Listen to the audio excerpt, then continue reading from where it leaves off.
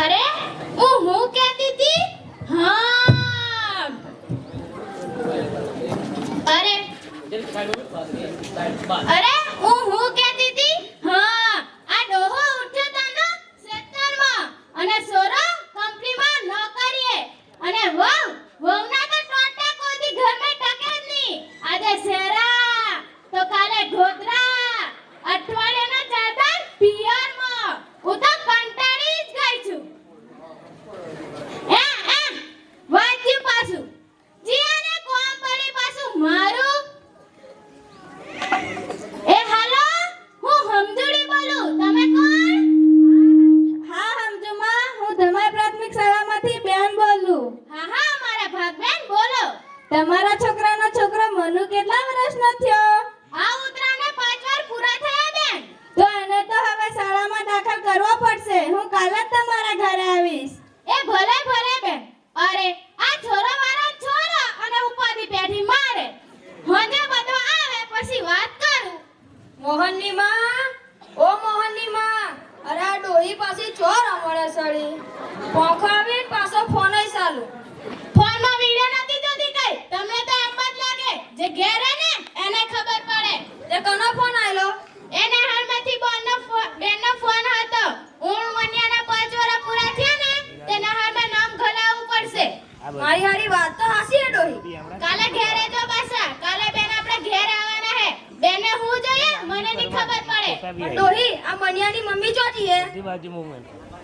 બા, ઓ બા, હું આઈજી. લો આવી દી તમારી વહુ. વો બેટા, આ મોહન હવે 5 વર્ષનો થયો હે અને કાલે બેનનો ડોહી ઉપર ફોન આયલો અને કાલ બેન આપણે ઘેર આવે. અરે ના, મારે આવીને હાલમાં મારા છોકરાને નથી બેહાડવાનો.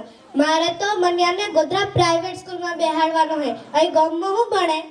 પણ અમારા મોહન પર સરકારી શાળામાં ભણીને જ નોકરે લાગ્યો છે ને. એ તમારી ત્રેવડ નહોતી ને એટલે તમે સરકારી નિહારમાં ભણાયા. અમારી પાસે તો પૈસા હે. હું તો ગમે એટલા પૈસા થાય મારા છોરાને ગોધરા પ્રાઇવેટ સ્કૂલમાં જ બેસાડીશ. અરે તમે મૂંગા વાળો ને એ જોણે એનો સોરો જોણે.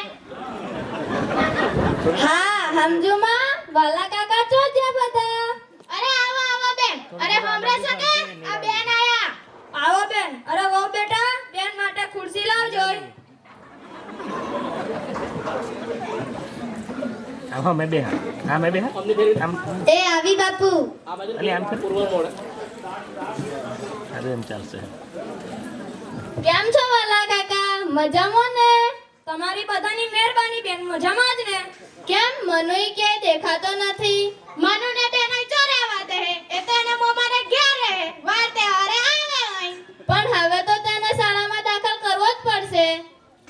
ના બેન, અમારા છોરાને તો ગોધરા પ્રાઇવેટ સ્કૂલમાં બેહાડવાનો છે.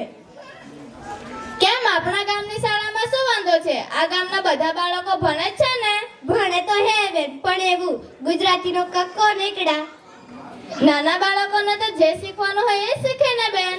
પણ અમારે તો કેજી કરવાનું છે એટલે પહેલા ધોરણમાં કાઢવું ના પડે અને એ પાછું ઇંગ્લિશ મીડિયમમાં એટલે આગળ જતા વાંધો જ ના આવે. પણ એ માટે ગોધરા મેલવાની ક્યાં જરૂર છે? ઘર આંગણે થઈને ગંગા વહેતી હોય તો કાશીમાં શું કામ ડૂબકી લગાવવી જોઈએ? બેન કંઈક સમજાય એ વાત કરો ને તો ખબર પડે. જો બેન, કેજી માટે તમારા છોકરાને પ્રાઇવેટમાં મૂકવાની જરૂર નથી. ચાલુ વર્ષે જ આપણી ગામની શાળામાં બાલવાટિકા શરૂ થઈ ગયું છે, જેમાં 5 વર્ષના બાળકો દાખલ થાય અને પાયાનું શિક્ષણ મેળવે. પછી બીજા વર્ષે પહેલા ધોરણમાં દાખલ થાય. પણ બેન એ બધું ગુજરાતીમાં શીખે. અમે તો એને નાનપણથી જ અંગ્રેજી શીખે એમ કરવાનું છે. અંગ્રેજી શીખવવા માટે પ્રાઇવેટમાં મોકલવાની ક્યાં જરૂર છે? આપણી ગામની શાળામાં પણ પહેલા ધોરણથી જ અંગ્રેજી ફરજિયાત થઈ ગયું છે. જોયું ડોસી, ઉતાન કાલો અંજે બધું ચો મારું મોનું હું. અરે તમે મુંગારો ને હે બેન બીજું હું મળે ને હારમાં. જો સમજુમાં, પહેલા તો કોઈ પ્રકારની ફ્રી નહીં ભરવાની, સામે શિષ્યવૃત્તિ મળે, ગણવેશના પૈસા મળે, છોકરું શાળાએ આવે એટલે દૂધ પીને ભણવા બેસી જાય, બપોરે મધ્યાહનમાં ભોજન ગરમ જમવાનું. એવું બેન? જોયું હોવ બેટા, નાસ્તાના ડબ્બાની પણ ઝંઝટ નહીં, ના પાણીની બોટલની ઝંઝટ. એવું બેન તો હું મન્યાને સરકારી શાળામાં જ મૂકીશ. અને જો બેન તમારા મન્યાને ધોરણ 5 માં લેવાતી CIT ની પરીક્ષા અપાવડાવતી રેસિડેન્શિયલ શાળામાં મૂકવો હશે તો તમારો મન્યો 5 ધોરણ સુધી સરકારી શાળામાં જ ભણેલો હોવો જોઈશે. સારું બેન, હું મન્યાને સરકારી શાળામાં જ મૂકીશ. અને હા બેન, ચોકલેટની કોથળી પણ મોકલાવીશ. અને જુઓ બેન, આપણી શાળામાં નવોદયની પરીક્ષા, NMMS ની પરીક્ષા, વિનામૂલ્યે એક્સ્ટ્રા ક્લાસ પણ આપણી શાળાના શિક્ષકો દ્વારા લેવામાં આવે છે અને એમની પ્રેરણા અને માર્ગદર્શનથી આપણી શાળાના વિદ્યાર્થીઓ દરેક વખતે મેરિટમાં આવી શિષ્યવૃત્તિ મેળવે છે. વળી ખોખોની રમતમાં તો કોઈના બાપની તાકાત નથી ધમાઈને હરાવી શકે. આ વખતે જોવો ને, તાલુકામાં 3 ટીમો વિજેતા બની. સારું થયું બેન, તમે આવ્યા અને અમને સમજાયું. તમે ચિંતા ન કરો બેન, હું કાલે જ બધા ડોક્યુમેન્ટ સાથે મન્યાને સ્કૂલમાં મૂકી દઈશ. અને હા બેન, ચોકલેટની કોથળી પણ મોકલાવીશ. અને સમજોમાં, આ તમારા બાજુવાળા ચંપામાને સમજાવજો, એ એમની છોકરીને અમારી શાળામાં જ મૂકે. અરે, ગામના બધા જ બાળકો આપણી શાળામાં જ દાખલ થશે. કોઈને પ્રાઇવેટમાં નહીં જવા દઉં. તમે ચિંતા ન કરશો. સારું સમજોમાં, વાલજી કાકા, હું જાઉં ત્યારે. ભલે બેન, પધારજો. અને હા, આ મન્યાને ના આવડે ને તો તમે ધમધમાવજો તમારે. સારું, એ આવજો.